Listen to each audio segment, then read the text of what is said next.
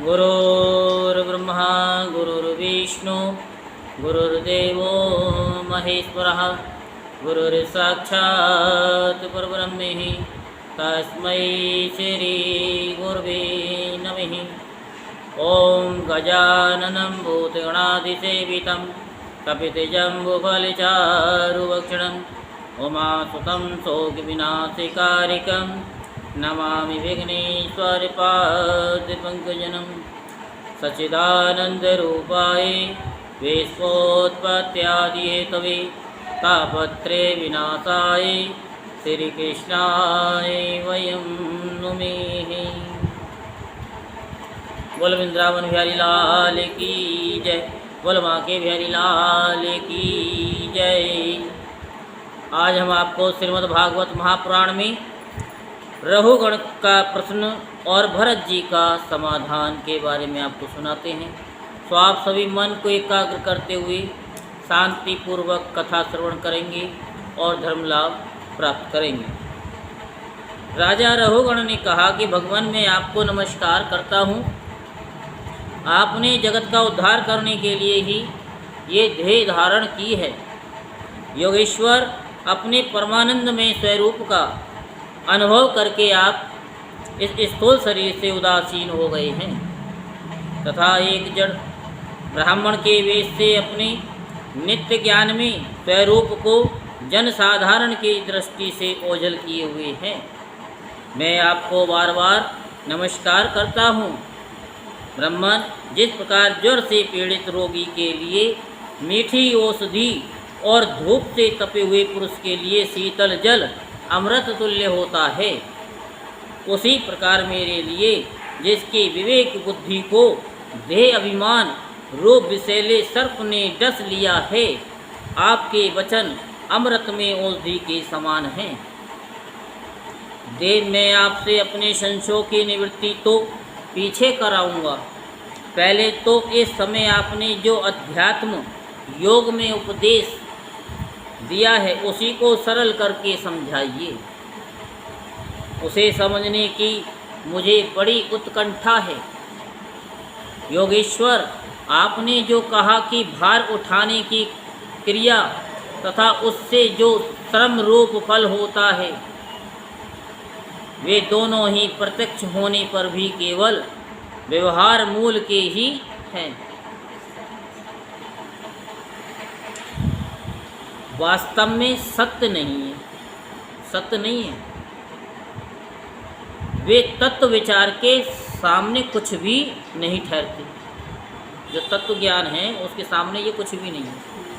आपको तो लग रहा है कि ये प्रत्यक्ष हमको दिखाई दे रहा है, भार है। सो इस विषय में मेरा मन चक्कर खा रहा है, ये पूछ रहे हैं। आपके इस कथन का मर्म मेरी समझ में नहीं आ रहा है और आपकी भी समझ में नहीं आ रहा है। वही चीज़ राजा जी पूछ रहे हैं। तो जड़ भरत ने कहा कि पृथ्वीपति ये देह पृथ्वी का विकार है। किसका? पृथ्वी का विकार है। पाषाण आदि से इसका क्या भेद है? जब ये किसी कारण से पृथ्वी पर चलने लगता है तब इसके भारवाही आदि नाम पड़ जाते हैं। इसके दो चरण हैं, उनके क्रमश टखनी, पिंडली, घुटनी, जांग, कमर, वक्षस्थल, गर्दन और कंधे आदि अंग हैं। कंधों के ऊपर लकड़ी की पालकी रखी हुई है। अब समझा रहे हैं, बड़े ध्यान से सुनना। उसमें भी सोवीर राज नाम का एक पार्थिव विकार ही है। जड़ भरत उन्हीं के ऊपर ही बता रहे हैं, जिसमें आत्म बुद्धि रूप अभिमान करने से तुम, मैं सिंधु देश का राजा हूँ, इस प्रबल मद से अंधे हो रहे हो, किंतु इसी से तुम्हारी कोई श्रेष्ठता सिद्ध नहीं होती। वास्तव में तो तुम बड़े क्रूर, देखो मुंह पे कह रहे हैं कि तुम क्रूर हो, धृष्ट हो। तुमने इन बेचारे दीन दुखिया कहारों को बेगार में पकड़कर पालकी में जोत लिया है। और फिर महापुरुषों की सभा में बढ़ चढ़ कर के बातें बनाते हो कि मैं लोगों की रक्षा करने वाला हूँ। ये तुम्हें शोभा नहीं देता।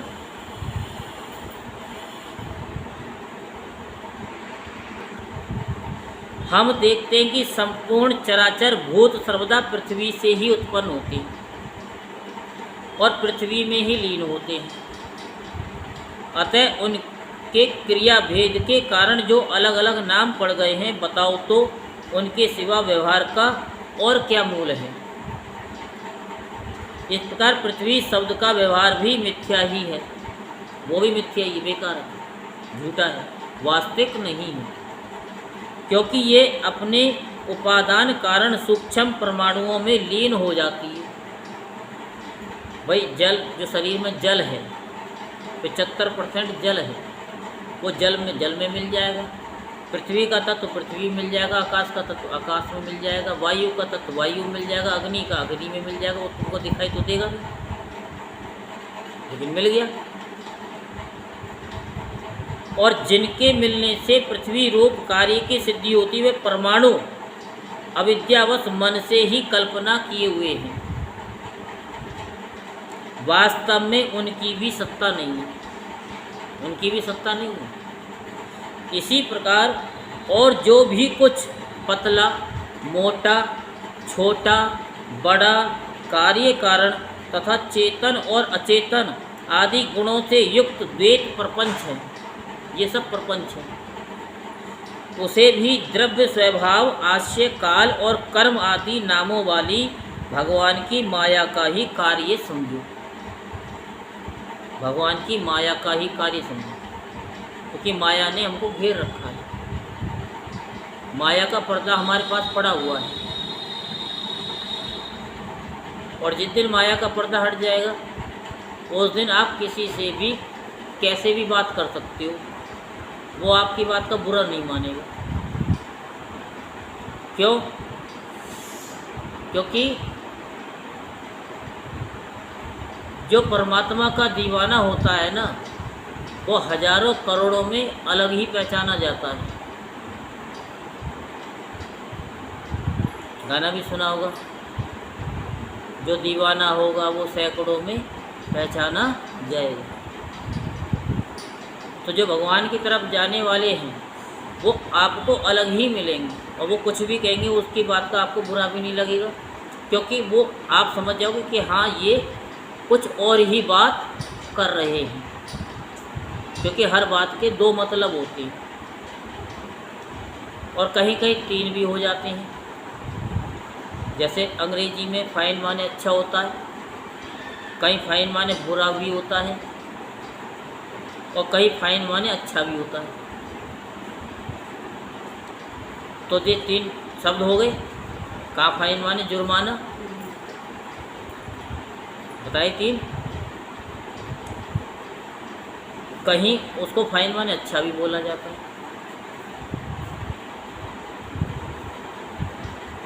तो ये शब्द के अर्थ हैं, किस जगह पे कौन सा शब्द यूज करने से उसका क्या फल होता है, वो हमको ज्ञान होता है बस। तो विशुद्ध परमार्थ रूप अद्वितीय तथा भीतर बाहर के भेद से रहित परिपूर्ण ज्ञान ही सत्य वस्तु है। बाहर और भीतर का जो ज्ञान है ये बहुत गहराई की बात है, कि भेद से रहित परिपूर्ण ज्ञान ही सत्य वस्तु है। वह सर्वांतर्वर्ती और सर्वदा निर्विकार है, उसे कोई विकार छू नहीं सकता। उसी का नाम भगवान है, और उसी को पंडित जन वासुदेव कहते हैं। यह बात समझ में आ रही है? कौन है भगवान?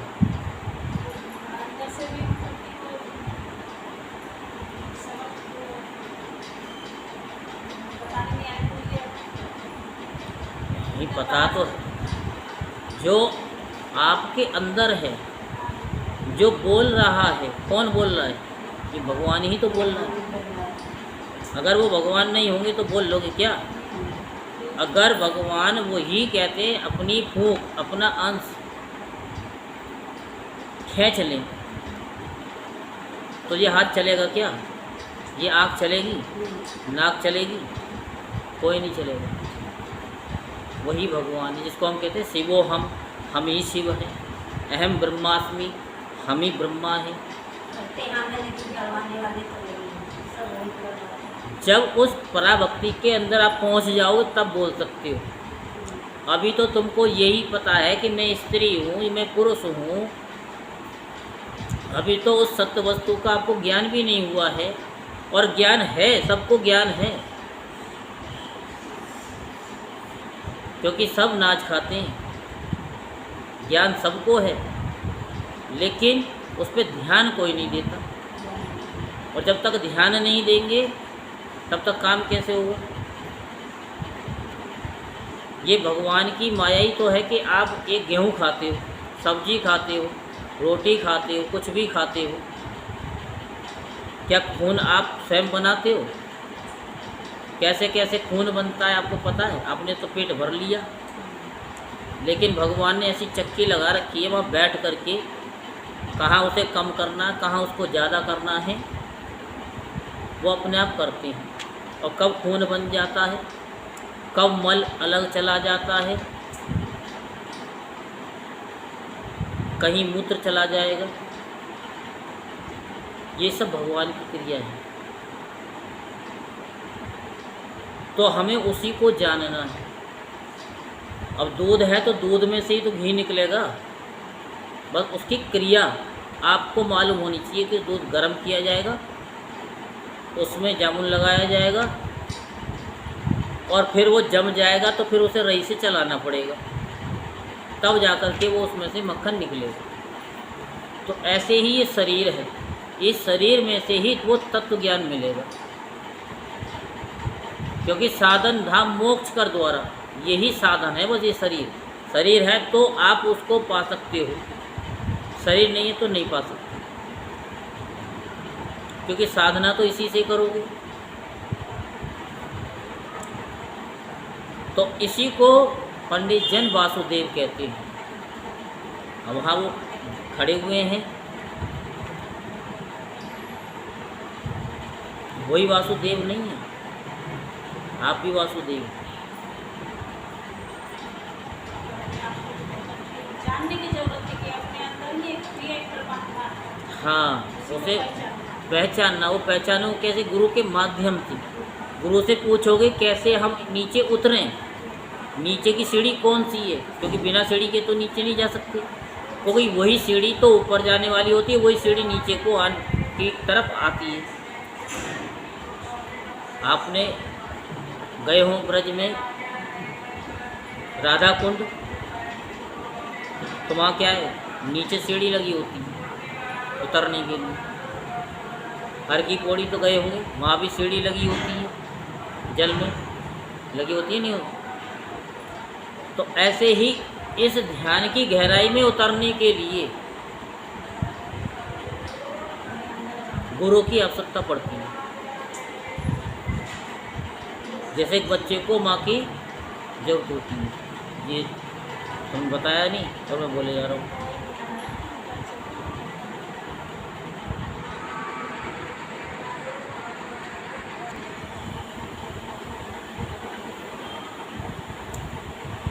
तो रहुगण महापुरुषों के चरणों की धूली से अपने को नहलाए बिना, महापुरुषों के चरणों की धूली से अपने को नहलाए बिना केवल तप यज्ञादि वैदिक कर्म अन्नादि के दान, अतिथि सेवा, दीन सेवा आदि गृहस्थोचित धर्मानुष्ठान, वेद अध्ययन अथवा जल, अग्नि या सूर्य की उपासना आदि किसी भी साधन से ये परमात्म ज्ञान प्राप्त नहीं हो सकता।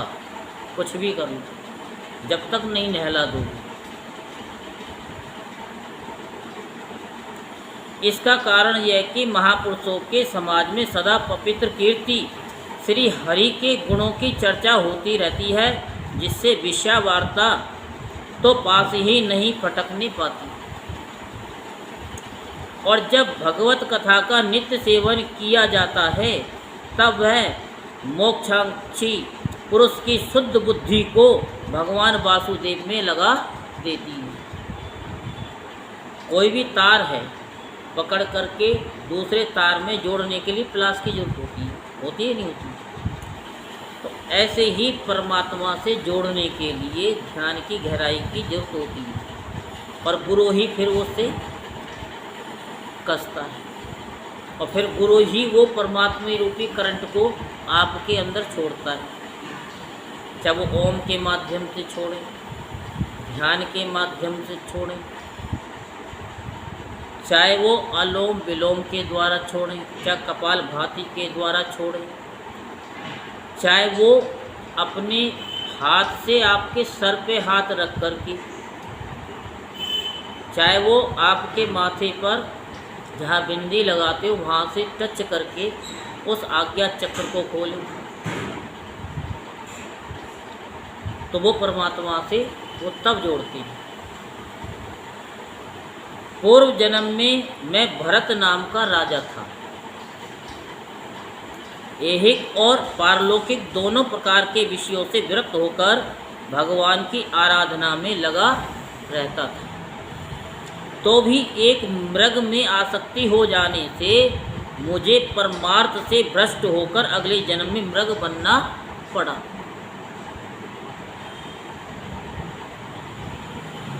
अब उनको एक मृग में आसक्ति थी। आप अपने मन में सोचो कि आपके अंदर आसक्ति किस किस चीज़ में है। खाने में आसक्ति है, किस में आसक्ति है? आज तो हमारा मन रसगुल्ला खाने का कर रहा है, आज तो करेला खाने का मन कर रहा है, आज तो हमारा शाही पनीर खाने का मन कर रहा है। तो फिर क्या है? तुम्हारी तो आसक्ति है। फिर क्या भगवान के भगत हो? जो भगवान का भगत होता है तो वो जड़ भरत की तरह होता है, जैसा भी मिल जाता है वैसा बड़ा प्रेम से खा लेता है। कल सुनाया था ना कि वो जला कटा जैसे उसके घर वाले देते थे वो बड़े अमृत के समान खा लेता था। और आप लोग क्या करते हो? खाना बनाया माताओं बहनों ने, जरा सा नमक कम हुआ, अरे नमक ला करके दो। जिसने ऊपर से नमक डलवा लिया वो क्या परमात्मा को पाएगा? भोजन में ज़्यादा मिर्च हो गई, 10 बातें सुना दी, तो वो क्या परमात्मा को पाएगा? क्या वो भक्ति करेगा? जैसा बना है वैसा बड़े प्रेम के साथ खा लो। और जहाँ तक मैं समझता हूँ आज के बाद आप ऊपर से नमक तो खाओगे नहीं, कम भी होगा तो खाओगे क्या? नहीं। और ज़्यादा होगा तो पानी डाल के खा लो, तो नमक कम हो जाएगा। अपने मन को गुरु जी तो समझा के इंसान कुछ करेगा। हमें तो गुरु जी इतने ज्ञान है कि अपने आप को तो कर देते हैं। संसार में जो रह रहे हैं, जो पारिवारिक में जो है उनको समझाना बहुत कठिन है। देखो हम तो एक ही बात कहते हैं, हमारे गुरुदेव जी ने हमें एक ही बात सिखाई कि जिसने अपने आप को बदल दिया उसे सब कुछ बदला हुआ नज़र ही आएगा, और उसके अंदर वो दिव्य शक्ति उत्पन्न हो जाएंगी कि वो सामने वाले को भी बदल देगा। कहेगा नहीं, वो उसको देख देख करके ही सारे लोग बदल जाएंगे। मैं नहीं कहता हूँ, ये कहावत भी है कि खरबूजे को देख करके खरबूजा रंग बदल देता है। अब खरबूजा या तरबूजा ये आप जानो, जो कहावत है वो है। हमारी भागवत भी यही कहती है कि आप भगवान की कथा को सुनते रहो, सुनते रहो, सुनते रहो, और सबको सुनाते भी रहो। सुना नहीं सकते हो तो इस कथा को सुन करके व्हाट्सएप पे, फेसबुक पे शेयर करते रहो, तो वो भी आपका एक सुनाना ही हो गया। और क्या है कि वो धीरे धीरे जो आपकी ग्रंथियां हैं वो खुलनी शुरू हो जाएंगी, तो उससे क्या है कि ओरा बन जाएगा। ओरा कैसे बनता है मैं आपको बताता हूँ। जैसे वाईफाई लोग लगवा लेते हैं ना, तो उनके मोबाइल कनेक्ट हो जाते हैं, पास में होते हैं, उनकी एक रेंज होती है, रेंज समझते हो ना, इतनी दूरी तक वो कैच करेगा, उसके बाद कैच नहीं करेगा। तो ऐसे ही सबसे पहले आपका ओरा बनेगा कि जब आप अच्छे होगे तो आपका ओरा बनेगा। आपसे सामने जो भी पास में आके बात करेगा तो वो आपसे फिर पॉजिटिव ही बात करेगा, चाहे वो आपके विरुद्ध में होकर के आया हो, लेकिन आपके सामने वो बदल जाएगा। फिर क्या है कि धीरे धीरे आपकी रेंज बढ़ती हुई चली जाएगी, तो रेंज बढ़ती हुई चली जाएगी। और आपके जो घर वाले हैं वो भी धीरे धीरे धीरे धीरे धीरे, अब तुम सोचो एकदम बदल जाए, तो एकदम तो कोई नहीं बदलता, वो केवल हम ही बदल सकते हैं। उससे कहते हैं कि ये चीज़ नहीं छोड़ सकते। कहते हैं कि अगर आपका मन है तो आप हर चीज़ को एक क्षण में छोड़ सकते हैं। जो एक क्षण में छोड़ दे वो कभी दोबारा उस चीज़ को यूज नहीं करेगा। और जो कहे कि मैं धीरे धीरे कोशिश करूँगा, तो वो उस चीज़ को नहीं छोड़ पाएगा। ये वास्तविक सत्य है। तो कुल मिलाकर के हमें अपनी आसक्ति को दूर करना है। और वो आसक्ति दूर कब होगी? जब आप गुरु से कुछ पूछोगे, अपनी कमी बताओगे कि हमारे अंदर ये कमी है। खाली कथा ही ये कथा नहीं है कि जड़ भरत, एक भरत राजा रघुगण, ये सारी कथाएं हम तुम्हारे ऊपर ही हैं। किस पे? हमारे और तुम्हारे पे ये सारी कथा। तो ये पूछना आपको पड़ेगा कि ये हमारी प्रॉब्लम है, इस प्रॉब्लम को हम कैसे दूर करें। हम ये चाहते हैं, हमारे गुरुजी कहते हैं कि व्हाट डू यू वांट, तुम क्या चाहते हो, तुम अपनी बताओ। कोई अपना बुरा चाहता है क्या? तो हमारे गुरुदेव कहते हैं केवल तुम जो चाहते हो उसी को सोचो और वही चीज़ अपने गुरुजी से पूछो, और जो चाहते हो वही भगवान से बोलो। ये नहीं बोलना कि दुख काटो। जब दुख को तुम बुलाओगे, अब हम यहाँ 560 औरतें जा रही हैं और हम उनमें आप भी हैं। हम के रेखा जी,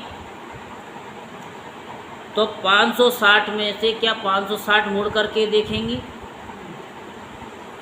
जिनका नाम रेखा है वही तो पलट करके देखेंगी कि मुझको किसने पुकारा। और जब वो सुनेंगी तो वो दौड़ के आएंगी। ऐसे ही जब हम दुख को बुलाते हैं, बोलते हैं, वो यूनिवर्सल में जाता है और वहाँ से 1000 गुना होकर के वापस हम लोगों के पास में आ जाता है। इसलिए आप जो चाहते हो आप उसको बोलो कि भाई मुझे कार चाहिए। चाहिए मत बोलो, क्या बोलो? मेरे पास कार है, मेरे पास कार है। किसी को मकान की ज़रूरत है, मकान नहीं किराए पे है, तो ये नहीं भगवान हमें मकान चाहिए, नहीं, मेरे पास मकान है। भगवान आपकी कृपा से मेरे पास मकान है। तो क्या है कि वो यूनिवर्सल में जाएगा, घूम करके 1000 गुना हो करके वो आपके रास्ते को खोल देगा। ये तो होगी संसार की वस्तु मांगने की। परमात्मा की क्या है? परमात्मा मेरे साथ है,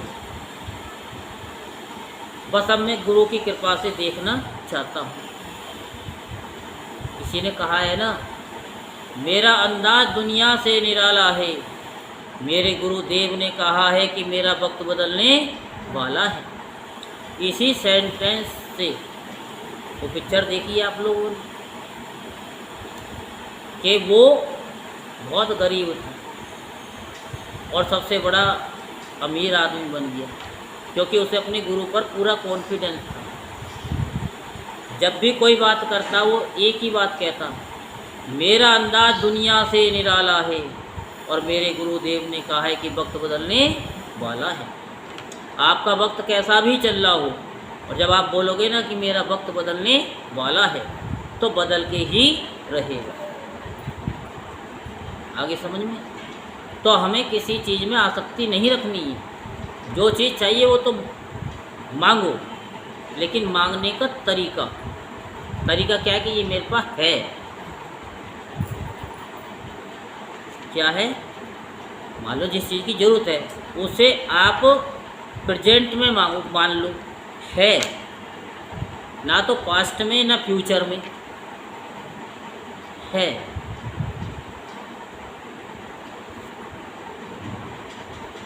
किंतु भगवान श्री कृष्ण की आराधना के प्रभाव से उस मृग योनि में भी मेरी पूर्व जन्म की स्मृति लुप्त नहीं हुई। ये आप जो कथा सुन रहे हो ये व्यर्थ नहीं जाएगी, ये आपके ब्लड के साथ में चलती रहेगी, हमेशा चलती रहेगी। जैसे पिक्चर चलती रहती है, पिक्चर तो एंड हो जाती है, लेकिन ये एंड नहीं होती। ये मैंने आपको पहले ही बताया। जैसे 2021 में और 1 जनवरी को आपने क्या खाया था, आप बता सकते हो? हैं? लेकिन आपने जो खाया और जो खाते हैं तो क्या बनता है? हैं? ब्लड बनता है। वो ब्लड आपके पूरे नाड़ियों में चल रहा है,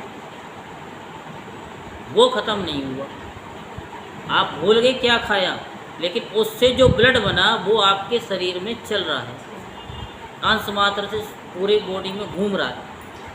वो इंजेक्शन से भी नहीं निकल सकता, उसे कोई ढूंढ भी नहीं सकता कि 1 जनवरी 2021 में आपने जो खाया था उससे जो ब्लड बना था वो कहाँ है? वो आपके कतरे कतरे में है, खाली एक जगह नहीं है, वो पूरी बॉडी में है। तो ऐसे ही जो आप कथा सुन रहे हो, ये आपके नसों में ब्लड की तरह कतरे कतरे में ये समा रहा है, क्योंकि आप इसे कान के दोने से पी रहे हो। और पीने वाली चीज़ कहाँ जाएगी? वो शरीर के अंदर ही तो लगेगी। जब हम घी को 1-1 चम्मच खाते हैं तो वो हमारे शरीर में लगता है, और वही अगर हम 1 गिलास भर करके घी को पी जाए तो क्या होगा? लग जाएंगे। तो हम क्या कहते हैं? हम भी यही कहते हैं कि थोड़ा थोड़ा प्रतिदिन सुनो, लेकिन यूट्यूब पे रोज़ सुनो, ज़्यादा से ज़्यादा सुनो, क्योंकि यहाँ तो कुछ और मिलेगा और यूट्यूब पे कुछ कम मिलेगा, क्योंकि बीच में हम रोक भी देते हैं, नहीं रोक देते। तो ये मैंने आपको सुना रहा, ये आपके भाव जो हैं, नहीं तो और भी दिन में अब तक 2-3 कथाएं कर देता था।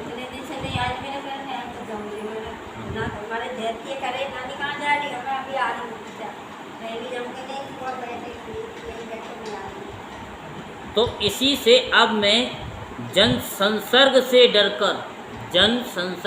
डरकर सर्वदा असंग भाव से गुप्त रूप से ही विचरता रहता हूँ।